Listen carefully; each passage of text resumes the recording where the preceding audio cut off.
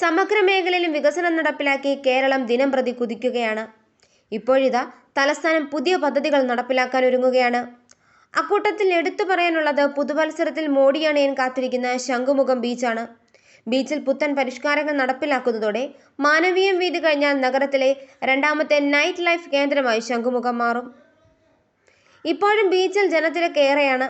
കടലേറ്റം കുറഞ്ഞ സാഹചര്യത്തിൽ ബീച്ചിന് ഇപ്പോൾ കൂടുതൽ സ്ഥലമായിട്ടുണ്ട്. നവീകരണങ്ങൾക്കൊക്കെ ശേഷം ശംഖുമുഖം ബീച്ച് ജനുവരിയിൽ തന്നെ തുറന്നു കൊടുക്കാനാകും എന്നാണ് അധികൃതരുടെ പ്രതീക്ഷ. ഇവിടെ നടപ്പിലാക്കാനൊരുങ്ങുന്ന ഫുഡ് സ്ട്രീറ്റ് ആണ് പ്രധാന ആകർഷണമായി കണക്കാക്കുന്നത്. നിർമ്മിതി കേന്ദ്രത്തിനാണ് ഫുഡ് സ്ട്രീറ്റ് നിർമ്മാണ ചുമതല നൽകിയിട്ടുള്ളത്. ഇവിടെയുള്ള 40 വഴിയോര കച്ചവടക്കാരെ പുനരധിവസിപ്പിച്ചുകൊണ്ടുള്ള കടകളുടെ നിർമ്മാണം പുരോഗമിക്കുകയാണ്. കടകൾക്ക് ഒറ്റ നിറം നൽകാനാണ് നിർമ്മാണത്തിന് മേൽനോട്ടം വഹിക്കുന്ന നഗരസഭ അധികൃതർ അറിയിച്ചിരിക്കുന്നത്. നഗരസഭയും സ്മാർട്ട് സിറ്റിയും ചേർന്നാണ് പദ്ധതി നടപ്പിലാക്കുന്നത്. ഇതിനായി കച്ചവടക്കാരുടെ സംയുക്ത യോഗവും ചേരുന്നുണ്ട്. പദ്ധതി നിലവിൽ വരുമ്പോൾ ഏറ്റവും വലിയ പ്രശ്നമായ മാലിന്യ സംസ്കരണത്തിന് പുതിയ പദ്ധതി നടപ്പിലാക്കാൻ ഒരുങ്ങുകയാണ്.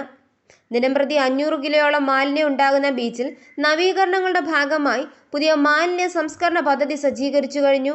ആഹാരാവശിഷ്ടങ്ങൾ വളമാക്കി മാറ്റുന്ന കേന്ദ്രങ്ങളാണ് സജ്ജീകരിച്ചിരിക്കുന്നത്.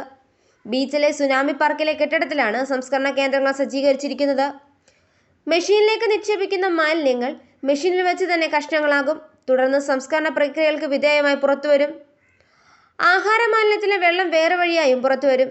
ചണ്ടിയായി പുറത്തു വരുന്നവയിൽ ഇനോക്കുളം കൂട്ടിക്കലർത്തി 10 ദിവസം വയ്ക്കുമ്പോൾ ഇവ വളമായി മാറും. ഇത് വിൽപ്പനയ്ക്കും മറ്റും ഉപയോഗിക്കാം. ഇതിന്റെ പ്രവർത്തനവും ജനുവരിയിൽ ആരംഭിക്കാനാണ് പദ്ധതിയിടുന്നത്.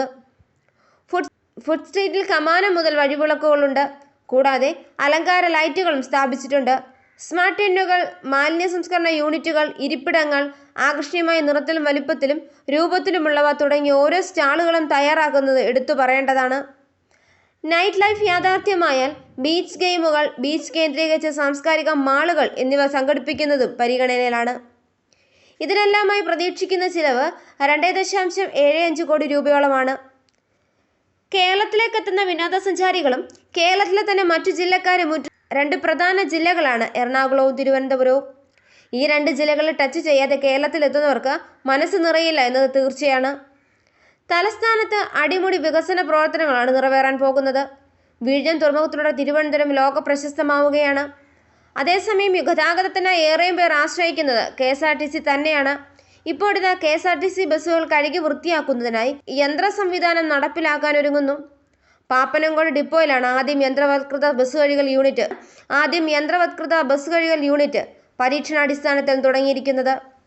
സെൻട്രൽ ഡിപ്പോയിലെ ദീർഘദൂര ബസ്സുകളാണ് കഴുകുക. സെൻട്രൽ ഡിപ്പോയിൽ വെള്ളം കിട്ടില്ല എന്ന് കണ്ടതോടെയാണ് പദ്ധതി തൊട്ടടുത്ത പാപ്പനംകോട് ഡിപ്പോയിലേക്ക് മാറ്റാൻ തീരുമാനമായത്.